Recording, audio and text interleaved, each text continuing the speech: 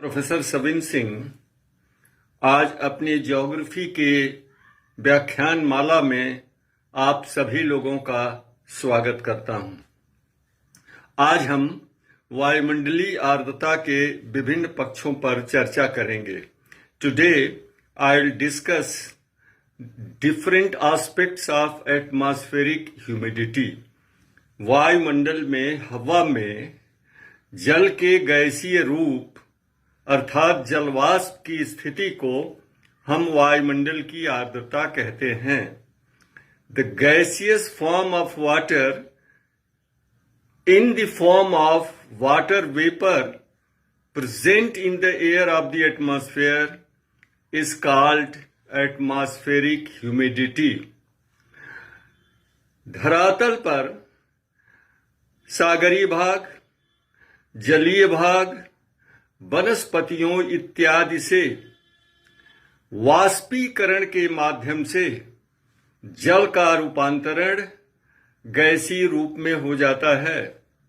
The process of evaporation converts water from the earth's surface of different water bodies into gaseous form called water vapor or moisture or humidity of the atmosphere.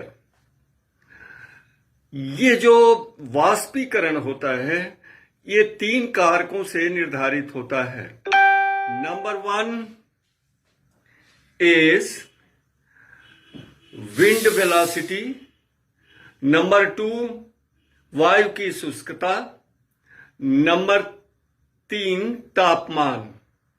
The process of evaporation is controlled and affected by three basic factors. 1, aridity of the wind, 2, velocity of the wind, and 3, temperature. In the process of evaporation is directly related to these factors, meaning thereby if aridity of air increases, if the velocity of wind increases, if temperature increases, then humidity or evaporation also increases and vice versa.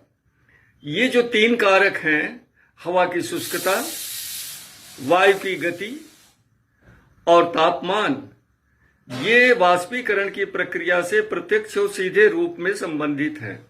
इन तीनों में वृद्धि होती है तो वाष्पीकरण भी अधिक होता है, इन तीनों में ह्रास होता है तो वाष्पीकरण भी कम होता है।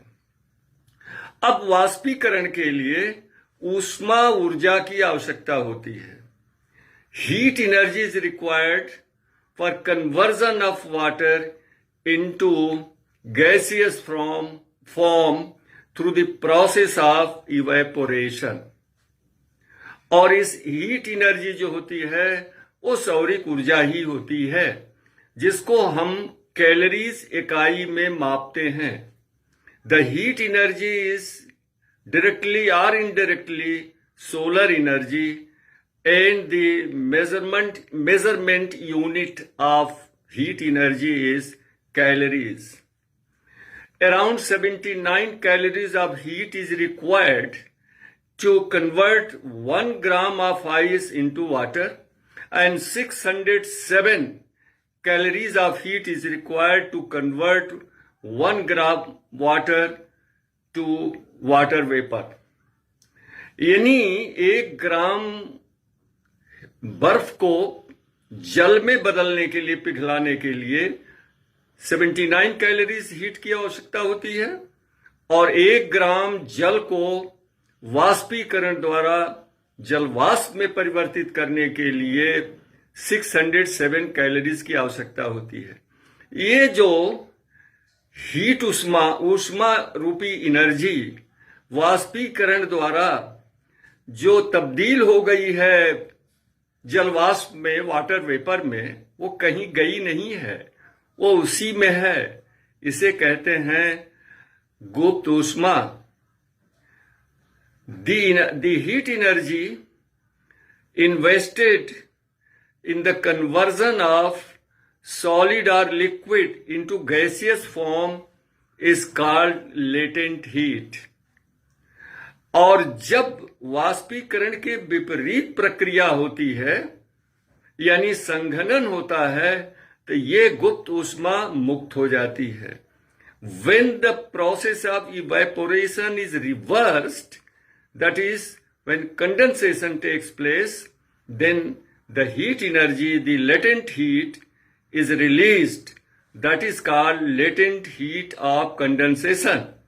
इसे हम संघनन की गुप्त ऊष्मा कहते हैं. अब हम आते हैं कि वायुमंडल में के संगठन में इस वायुमंडलीय आर्द्रता का, ह्यूमिडिटी का कितना योगदान है. Only 2% of total atmospheric composition consist of humidity.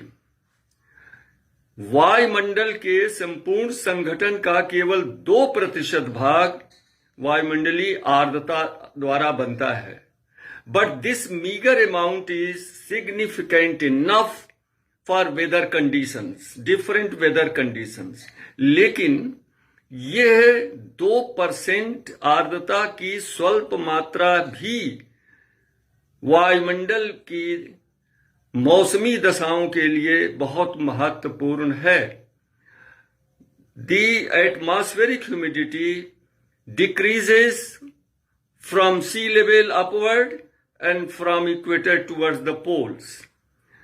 वायुमंडलीय आर्द्रता नीचे से समुद्र तल से ऊपर की ओर और भूमध्य रेखा से ध्रुवों की ओर कम होती जाती है. अब हम आते हैं कि ये वायुमंडलीय जो आर्द्रता है वो कहां तक परिवेष्टित है. तो तकरीबन 50% वायुमंडलीय आर्द्रता समुद्र तल से 2000 मीटर तक पाई जाती है और 90% आर्द्रता 5000 मीटर यानी 5 किलोमीटर की ऊंचाई तक पाई जाती है. 50% of the total atmospheric humidity is confined up to 2000 meter from sea level above, and 90% humidity is found up to 5000 meter, means 5 kilometer from sea level. अब देखना है कि ह्यूमिडिटी जो है, एटमॉस्फेरिक ह्यूमिडिटी कितने तरह की होती है. तो ये बेसिकली 3 तरह की होती है. Absolute humidity, specific humidity and relative humidity. और ये एटमॉस्फेरिक ह्यूमिडिटी के कुछ पैरामीटर्स होते हैं जिनमें सबसे महत्वपूर्ण है ह्यूमिडिटी कैपेसिटी और moisture retaining capacity. Moisture retaining capacity को या ह्यूमिडिटी कैपेसिटी को कुछ लोग ह्यूमिडिटी का प्रकार बताते हैं. ये प्रकार नहीं है बल्कि उसका पैरामीटर है.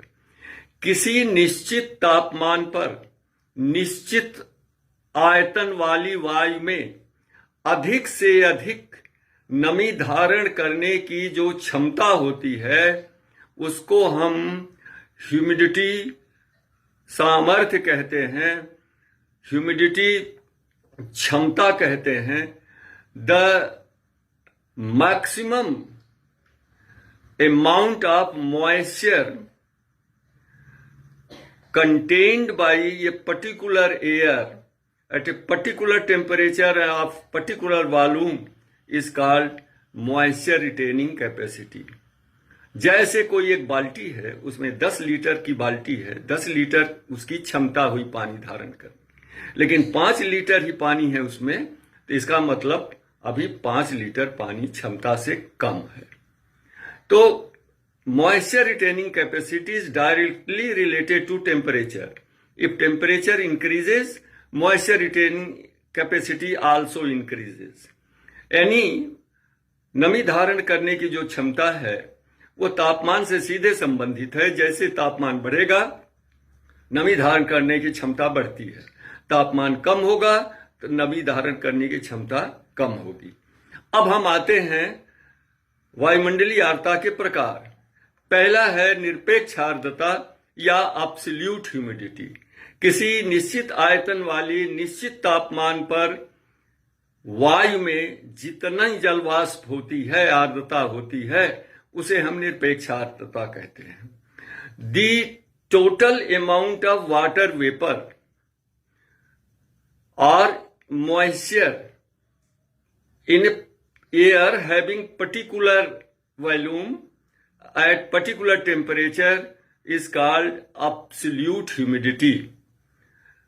Absolute humidity generally neither increases nor decreases, but in certain conditions it may increase or decrease. For example, when there is a contraction or expansion of wind. सामान्य रूप में ये निरपेक्ष आर्द्रता में परिवर्तन नहीं होता है, लेकिन कुछ खास दशाओं में इसमें बढ़ोतरी या कमी हो जाती है, जैसे वायु का फैलना या संकुचित होना। दूसरा प्रकार आता है स्पेसिफिक ह्यूमिडिटी का। Specific humidity refers to the total mass of water vapour in moist area, moist air, and specific humidity is a ratio between total mass of water vapor and total weight of that moist air. विशिष्ट आर्द्रता जो होती है, एक आर्द्र वायु में उपस्थित जल वाष्प के सकल द्रव्यमान होती है, यानी किसी भी आर्द्र वायु में जितने जल वाष्प का द्रव्यमान होता है उसे हम स्पेसिफिक ह्यूमिडिटी कहते हैं। वास्तव में विशिष्ट आर्द्रता जो है एक वायु में, आर्द्र वायु में के टोटल भार और उसमें स्थित जल वाष्प के द्रव्यमान के बीच अनुपात होती है। और तीसरा है सापेक्षिक आर्द्रता, रिलेटिव ह्यूमिडिटी। सापेक्षिक आर्द्रता जो है वह एब्सोल्यूट ह्यूमिडिटी और मॉइस्चर रिटेनिंग कैपेसिटी के बीच अनुपात होता है। Relative humidity is a ratio between moisture retaining capacity and absolute humidity. और इसका परिकलन करने के लिए एक सामान्य गुण है कि absolute humidity upon moisture retaining capacity into 100, यानी ये जो सापेक्ष आर्द्रता है इसको निकालने के लिए निरपेक्ष आर्द्रता बटा आर्द्रता सामर्थ्य इनटू 100, और इस तरह से ये 100% में इसको व्यक्त करते हैं हम। ये 0 से 100% तक हो सकती है, लेकिन रिलेटिव ह्यूमिडिटी जो होती है वो तापमान से विलोम रूप में संबंधित होती है। Relative humidity is inversely related to temperature, whereas the moisture retaining capacity of the air is directly positively related to temperature. यानी जब टेम्परेचर बढ़ता है या घटता है तो मॉइस्चर रिटेनिंग कैपेसिटी बढ़ती है या घटती है, लेकिन अगर तापमान बढ़ेगा तो रिलेटिव ह्यूमिडिटी कम होगी और तापमान कम होगा तो रिलेटिव ह्यूमिडिटी बढ़ेगी। And this relative humidity is the basic factor for condensation. ये सापेक्षिक आर्द्रता जो है संघनन के लिए मौलिक कारक होती है। जब 100% हो जाती है 100% relative humidity, the air is said to be saturated and then condensation begins. जब वायु में सापेक्षिक आर्द्रता 100% हो जाती है, अर्थात निरपेक्ष आर्द्रता और क्षमता दोनों बराबर हो जाते हैं, तब संघनन की स्थिति उत्पन्न हो जाती है और बर्षण की क्रिया प्रारंभ हो जाती है। बस आज इतना ही। Thank you.